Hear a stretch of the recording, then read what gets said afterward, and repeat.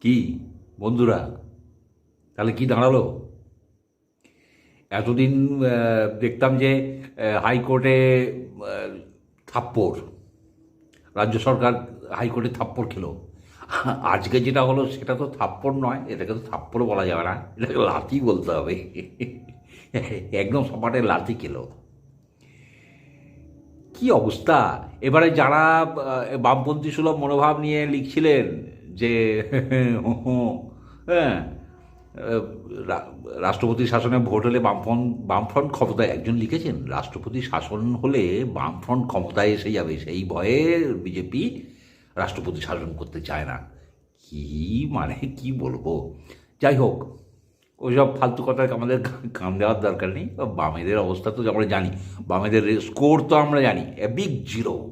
হ্যাঁ, আমি ভগবানের কাছে মানে কায় মনোবাক্যে মানে আমার প্রার্থনা, বামেরা যেন তাদের মানে বর্তমান বিধানসভায় যে আসন সংখ্যা সেটা যেন বামেরা ধরে রাখতে পারে, তার থেকে নিচে যেন না যায়।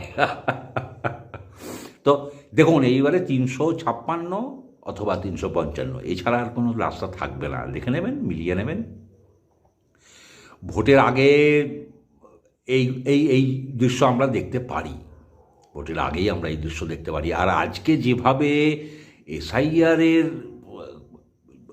কর্মকাণ্ডের ওপরে আক্রমণ হয়েছে, তাতে ললেসনেস, যেটা পশ্চিমবঙ্গে আমাদের ললেসনেস যে ব্যাপারটা, সেটা প্রতিষ্ঠিত হচ্ছে। এগুলো কিন্তু চাপা দেওয়া যাবে না। এগুলো মানব বলে না, চেপে রাখতে দেবো না, ঠিক তাই। চাপা যাবে না, চাপা যাবে না।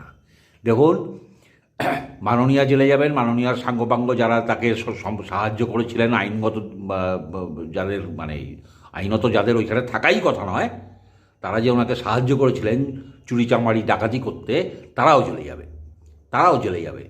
দেখতে থাকুন, দেখতে থাকুন, কোনো ভুল নেই, কোনো ভুল নেই। হবেই, এটা হবেই। না হলে সংবিধান সংকটে পড়ে যাবে গোটা ভারতবর্ষে। গোটা ভারতবর্ষে যে কেউ এইভাবে তদন্তকারীদের ওপরে, সরকারি কর্মচারীদের ওপরে চড়াও হবে। সেটা সুপ্রিম কোর্ট হতে দিতে পারে না, সেটা সরকার হতে দিতে পারে না। মিলিয়ে নেবেন।